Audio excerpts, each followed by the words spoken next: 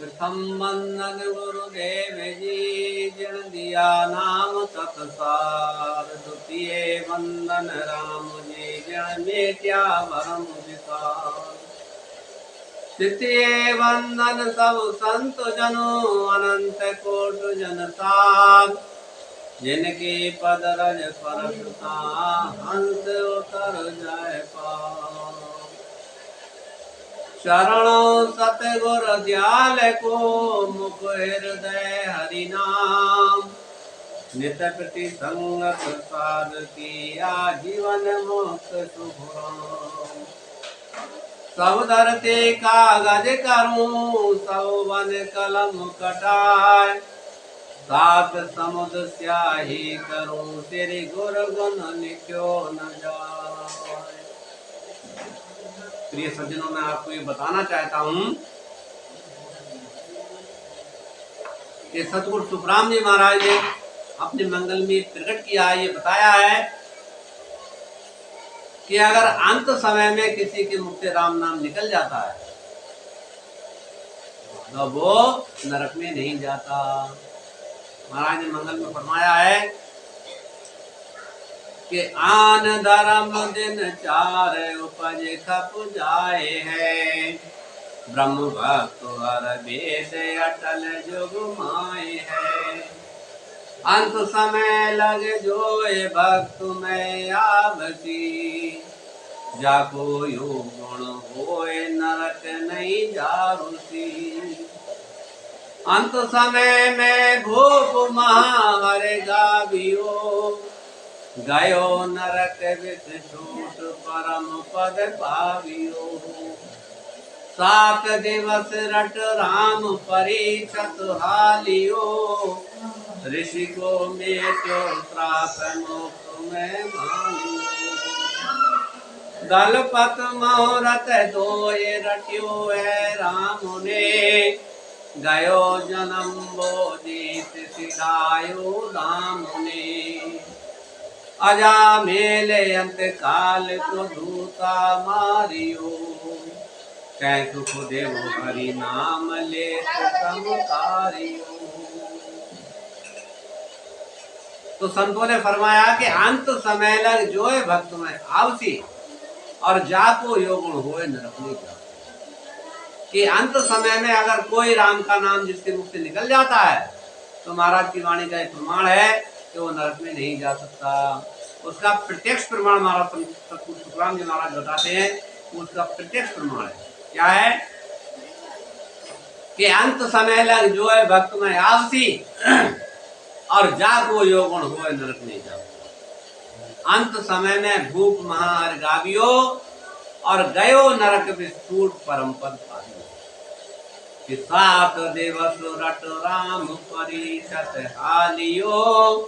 ऋषि को मेट्यो श्राप मुक्त में मालियो। कि 7 दिवस रट राम परीक्षत हालियो। ऋषि को मेट्यो श्राप मुक्त में मालियो। कि राजा परीक्षत का 7 दिन में कैसे उद्धार हुआ उसका प्रमाण मैं आपको बताता हूं कि 7 दिन में राजा परीक्षत का कैसे उद्धार हुआ। ऐसा हुआ एक बार सिर पर मुकुट धारण करके और राजा परीक्षत बाहर को निकले। जब बाहर जा रहे थे तो उसी समय एक गाय का पीछा करता हुआ एक कसाई जो पीछे से चला। तो राजा परिषद ने एकदम तलवार निकाल ली और तलवार निकाल करके राजा परिषद कहने लगे कि मेरे राज्य में एक गाय का बदतर एक कसाई का पीछा करता। उन्होंने तलवार निकाली कसाई के ऊपर। तब वो कसाई जो था अपने असली रूप में आ गया। कहने लगा कि महाराज मैं कसाई नहीं हूँ, मैं कलयुग हूँ। अब द्वापर का समय निकल गया और मेरा जो है बासाब हो गया है और मैं यहाँ पर आ गया। और जो गाय जो थी वो कन्या के रूप में प्रकट हो गई। वो कहने लगी महाराज मैं पृथ्वी हूँ, क्योंकि पृथ्वी का भार अब मुझसे नहीं सहा जाएगा। इस कलयुग का भार जो है पृथ्वी कहने लगी कि कलयुग का भार जो मुझसे नहीं सहा जाएगा, इसलिए मैं भाग के जाऊँ। तो कहने लगे महाराज, वो परिषद कहने लगे तू इसका पीछा क्यों कर। तो कलयुग कहने लगा महाराज मैं क्या करूं, कहाँ जाऊं, मुझे जगह बताइए। तब राजा परिषद ने उसको 4 जगह बताई। दूत्यम पानम वैश्यागमनम चूर्णम सर्वम समाहितम। द्यूतम, जहां जुआ होता हो आप वहां पर चले जाइए, आपकी जगह वहां पर है। द्यूतम पानम, जहां शराब खाना हो, शराब पी जाती हो, वहां आप चले जाइए, शराब खाने में आपकी जगह है। तीसरा, जहां वैश्यागिरी होती हो, वैश्या से गमन करने वाले जहां व्यक्ति रहते हो, जहां वैश्यागृह हो, आप वहां चले जाइए। और चौथा सुवर्णम, आप सोने में वास कर जाइए। अब कलयुग ने सोचा कि जुआ खाना, शराब खाना, वैश्या का घर, ये तो मुझे खोजने पड़ेंगे। अब सोने का मुकुट था राजा का, उनने कहा कि इसी में मैं वास करता हूं। तो कलयुग था वो राजा के मुकुट में वास कर गया, इन्हीं मुकुट में बैठ गया।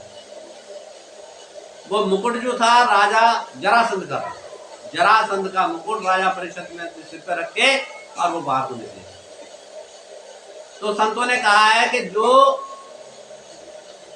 हरण किया हुआ या किसी से लिया हुआ सोना जो है अगर कोई अपने घर में रख ले तो फलीभूत नहीं होता है, क्योंकि वो जरासंध का मुकुट था।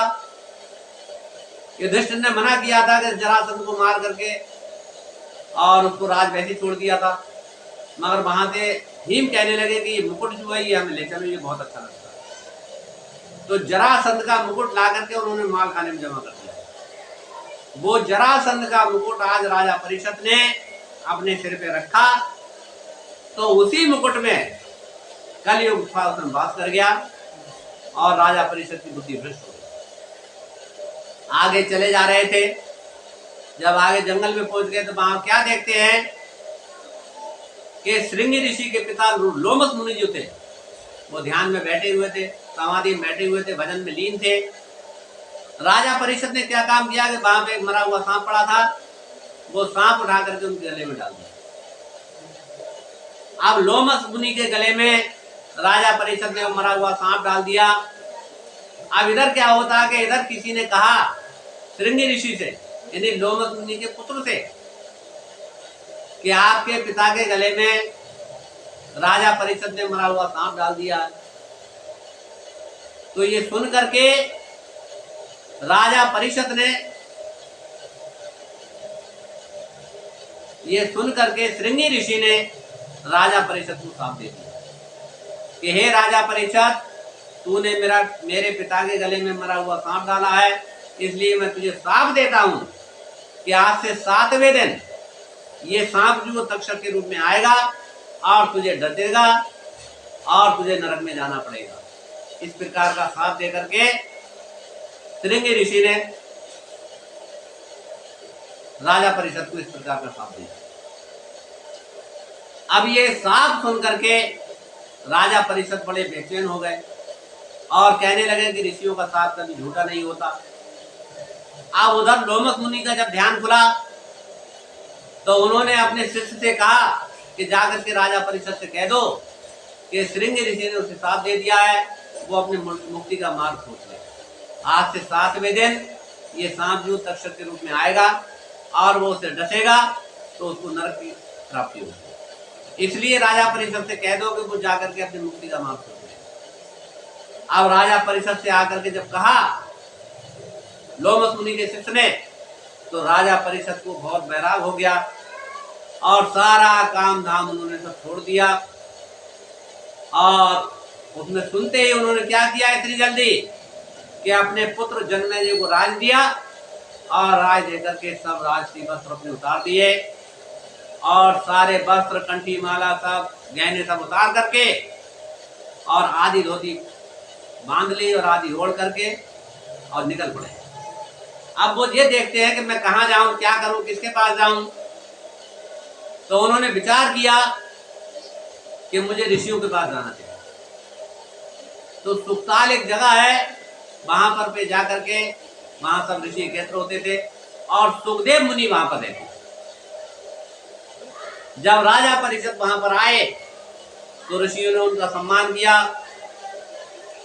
तो कहने लगे, उस समय सुखदेव मुनि वहां पर नहीं थे, ऋषियों से कहने लगे कि मुझे श्रृंगी ऋषि का साथ लगा हुआ है और आज से 7वें दिन तक्षक जो मुझे काटने के लिए आएगा और मेरी मृत्यु होगी, मैं नरकग्रामी होऊंगा, इसलिए मुझे नरक में न जाना पड़े, ऐसा मुझे कोई बता सकता।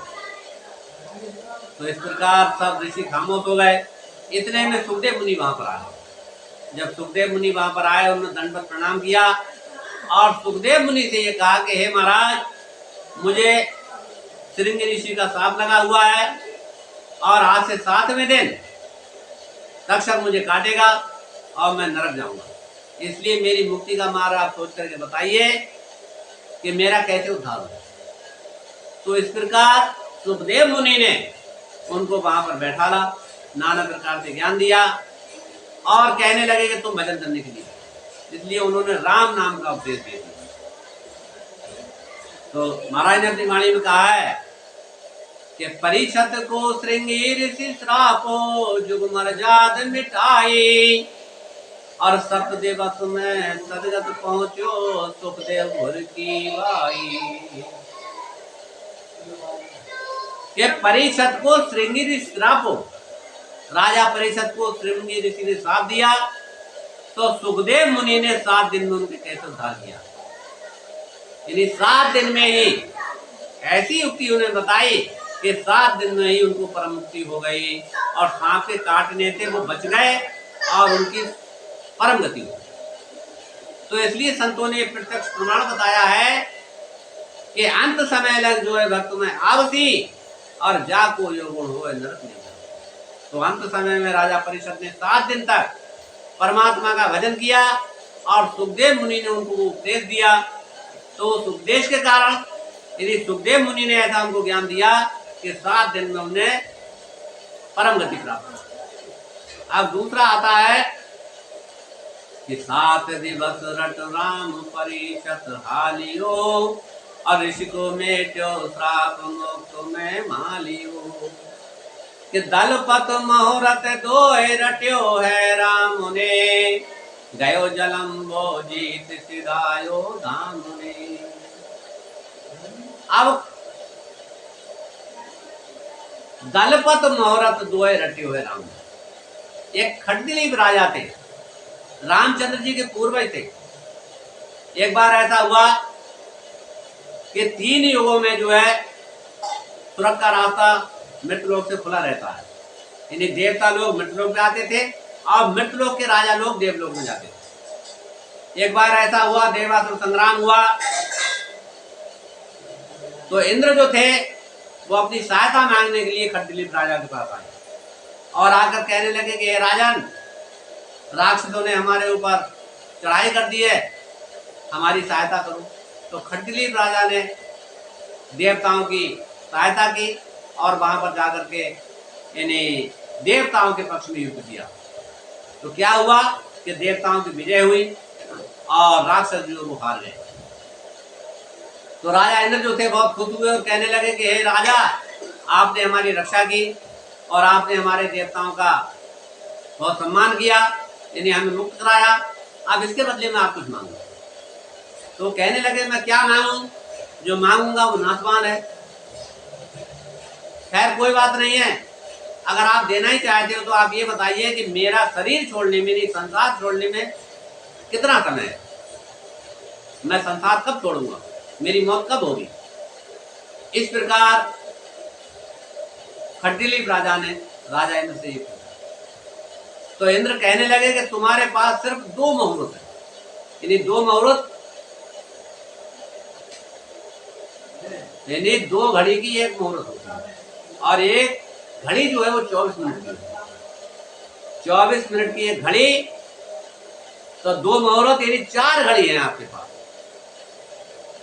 4 घड़ी में आप संसार छोड़ करके संसार छोड़ दोगे,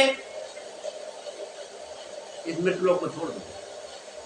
तो इस प्रकार जब उन्होंने सुना तो राजा इंद्र वो खटलीप राजा कहने लगे कि महाराज मुझे ये वरदान दीजिए कि अपने घर जाऊं मैं तो ये मेरी 4 घड़ी जो वो कम ना हो, ये 2 मुहूर्त मेरी कम ना हो, ये बनी रहे।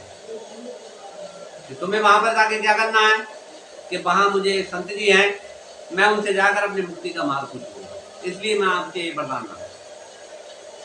तो राजा इंद्र ने उनको दे दिया।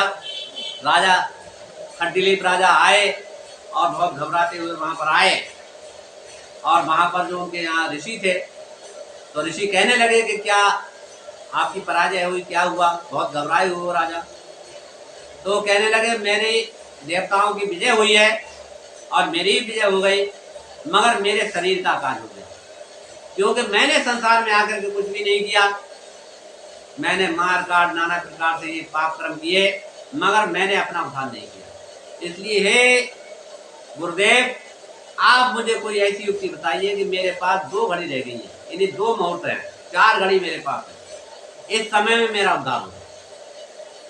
तो खटलीप राजा ने उनको राम नाम का उपदेश दिया और उनको बैठा लिया। जब राजा के आतुरता लगी, जब भजन में लीन हो गए, तो 2 मुहूर्त यानी 4 घड़ी में ही उनको परम गति प्राप्त हो। तो ये होता है राम नाम का प्रसार। तो संतों ने कहा है कि अंत समय लगे जो है भक्त में आवती, जा कोई गुण होए नरक नहीं जावती। कि अंत समय में भूप महाहर गावियो, और गयो नरक विष छूट परम पद पावियो। 7 दिवस रट राम परीक्षत हालियो, और ऋषि को मेटो प्राप्त मुक्त में मानियो। कि दलपत मुहूर्त 2 रट्यो है राम ने, और गयो जलम्बो जीत सिधायो राम ने। इन्हीं खटलीप राजा को 2 मुहूर्त, 4 घड़ी बाकी रह गई थी, तो उसमें ही उनको परम गति प्राप्त हुई। कि अजा मेले अंत काल को दूता मारियो, और कैसु को देव हरि नाम लेत समतारियो। तो एक राजा परिषद का कैसे उद्धार हुआ, दूसरा खटलीप राजा का कैसे उद्धार हुआ। अब तीसरा वृत्तांत आता है कि एक अजामेल नाम का ब्राह्मण था, उस अजामेल नाम के ब्राह्मण का कैसे उद्धार हुआ। इस राम नाम के प्रताप से, संतों के प्रताप से उस अजामेल का कैसे उद्धार हुआ। तो संत महापुरुष फरमाते हैं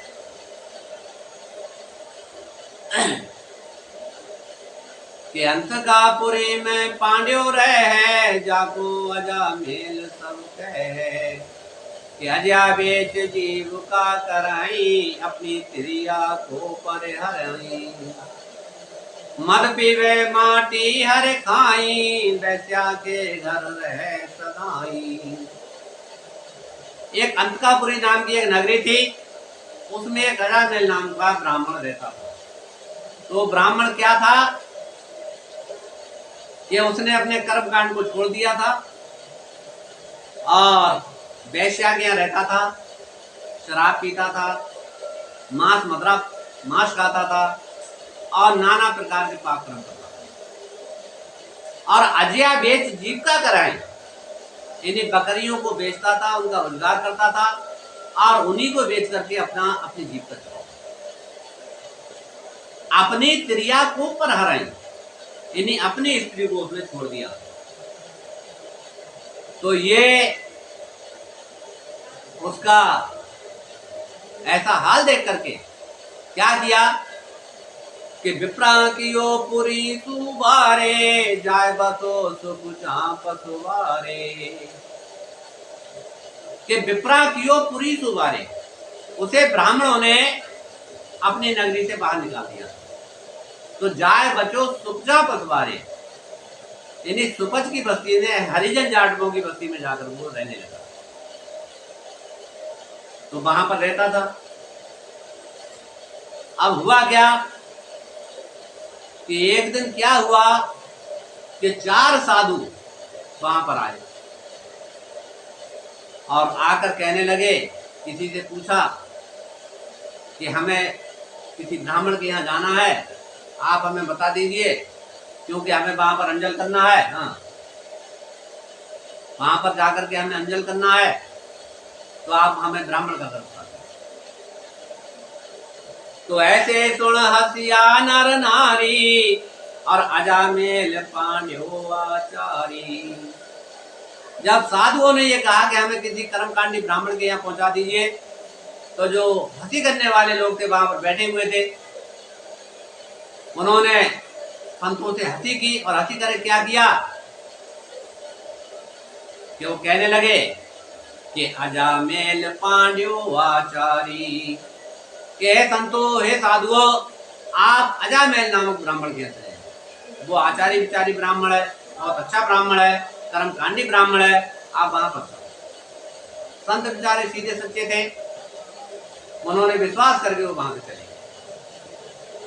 तो ठटो कियो पठाया संत, उनके भले होण को अंत। संत महापुरुष समझाते, ठटो कियो पठाया संत, इन्हीं संतों से हंसी करके उनको उनके घर भेज दिया। अब वो संत महापुरुष जब पहुंचते हैं अजामेल के घर, तो उसकी पत्नी थी, बेचारी गरीब थी, क्या करे, उसके घर में कुछ नहीं था, खाने का ठिकाना नहीं था। उन्होंने आसन डाल दिया और बैठा दिया। अब वो बैठ गए वहां पर। उसी समय क्या हुआ कि अजामेल अपने घर आता जाता था। कितने में अजामेल जो आया, ये साधु यहाँ कौन पठाया। अजामेल वहां पर आया और खा करके कहने लगा कि ये साधु यहाँ पर क्यों आए, इनके आने का यहाँ क्या मतलब, भाई इन्हें यहाँ नहीं आना चाहिए। तब स्त्रियां कहने लगी, उसकी पत्नी ब्राह्मणी जो थी वो कहने लगी कि स्त्रिया कहे संत ब्रह्मचारी और ब्राह्मण को अनजल अधिकारी। आप इतना भी नहीं जानते, ये ब्राह्मण का अंजल देने के लिए आए हैं, इसलिए हमारे यहाँ। तो आई ईसना सिद्धो दियो और हूँ पाछे गिनका के गयो। उसे ईर्ष्या तो बहुत हुई, मगर पत्नी उसकी ब्राह्मणी कहने लगी कि आप राशन ला दीजिए, सामग्री जो है भोजन की वो ला दो और मैं इनको भोजन बनाए खिला दूंगा। तो उसने क्या काम किया कि अजामेल ने वहां से जाकर के दुकान पे गया और जाकर के सादा राशन पानी भोजन की सामग्री जो थी वो ला करके उस ब्राह्मणी को दे दिया। और अजामेल फिर वो पाछे गिनका के गया, वो फिर वैश्या के चला गया। अब वहां पर क्या होता है कि ब्राह्मणी ने भोजन बनाया कि करे रसोई लावो भोग और कथा सुनी आयो सब लोग। ब्राह्मणी ने वहां पर भोजन बनाया और भोजन को तैयार करके उनको खिलाया। और खिला करके जब ब्राह्मणों ने, उन संतों ने, साधुओं ने भोजन कर लिया, तो संतों का काम क्या था, वहां पर सत्संग करने लगे। जब वो सत्संग कर रहे थे, उसी समय जो हंसी करने वाले जो लोग थे, जिन्होंने संतों को वहां पर भेजा था, वो कहने लगे कि चले देखें संत जी वहां पर क्या कर रहे हैं। अब वो हंसी करने वाले लोग वहां पर जब आए, अब उन्होंने देखा तो उन्होंने सत्संग सुना, तो कहने लगे संत तो पहुंचे हुए हैं, अब हमने ये अच्छा नहीं किया क्योंकि इनको यहाँ पर भेज दिया, ये ब्राह्मण जो है अच्छा नहीं है, अब हमने भेज दिया, अब क्या करें। तो वो जो हंसी करने वाले जो लोग थे वो संतों से कहने लगे, क्या कहते हैं कि विप्रा बहुत पुरी के माही, ओ अनजल तो आछो नाही। जो जैसो पीवे पानी, तैसी मुख नित से बानी। जो जैसो अनजल पावे, बुरी भली तैसी मत आवे। वो हंसी करने वाले लोग थे, वो संतों से कहने लगे, संत महापुरुषों, इस पुरी के अंदर बहुत ब्राह्मण है, मगर आप जो यहाँ आए हो, ये ब्राह्मण जो कर्मकांडी नहीं है, बहुत पापी है, नीच है और नाना प्रकार के दुष्कर्म करता है। तो इस प्रकार से जब उन्होंने कहा कि जो जैसो पीवे पानी, जो जैसा पानी पीता है वैसी उसकी वाणी निकलती है, और जो जैसो अंजल पावे, जो जैसा अंजल खाता है उसी के प्रभाव से उसकी वाणी भी दूषित प्रकार से होती है। तो अब संतों को गिलानी हो गई। जैसे मान लीजिए कोई चीज गंदी चीज खा ले तो गिलानी हो जाती है। जब संतों को गिलानी हुई तो 4 संत थे।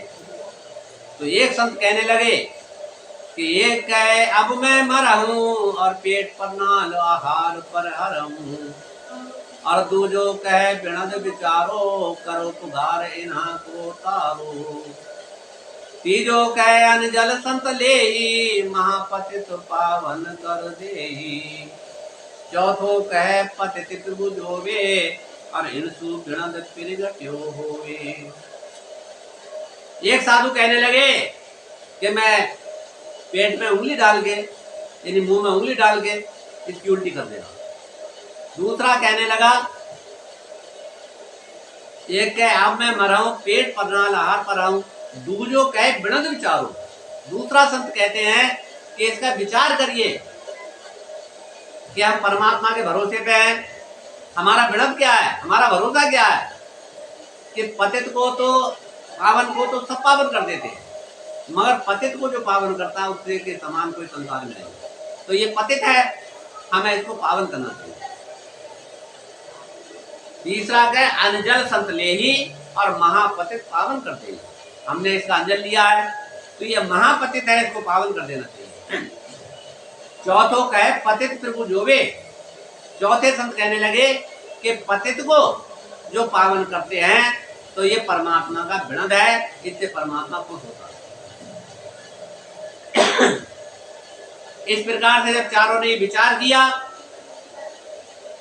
तो चारों संतों ने जब विचार करके क्या कहा कि तब त्रिया को पास बुलाई तेरे कोई पुत्र है भाई।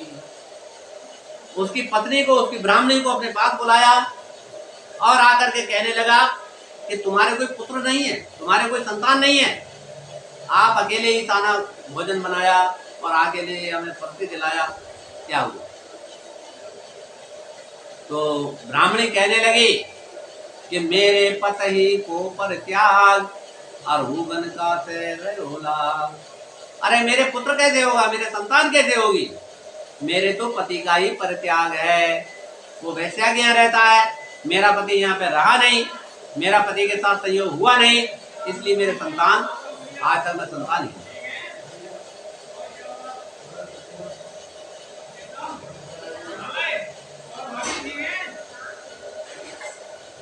तो इस प्रकार को उन्होंने जब कहा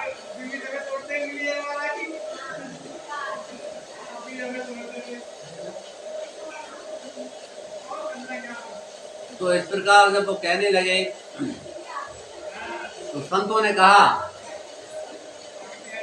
कि मेरे वचन अब संग रही और तो को पुत्र राम जी देही।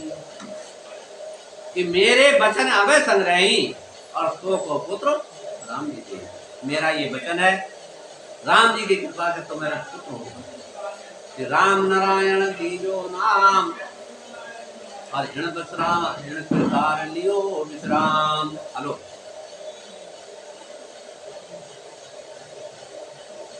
तो यूं कह साधु रमता रहा और राम नारायण पुत्र भया।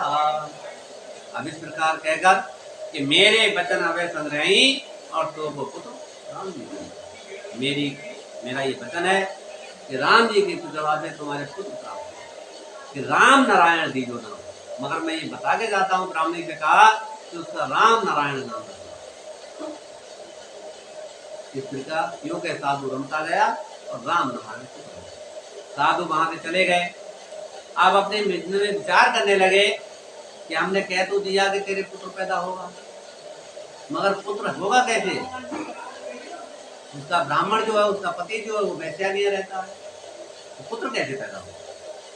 तो वो सीधे वैश्या के घर और वैश्या के जाकर के उन्होंने आवाज लगाई। वैश्या निकल करके आई तो कहने लगे कि यहाँ पर आजामेल नाम के ब्राह्मण रहते हैं। पत्नी ने कहा, उस वैश्या ने कहा हाँ यहाँ रहते हैं।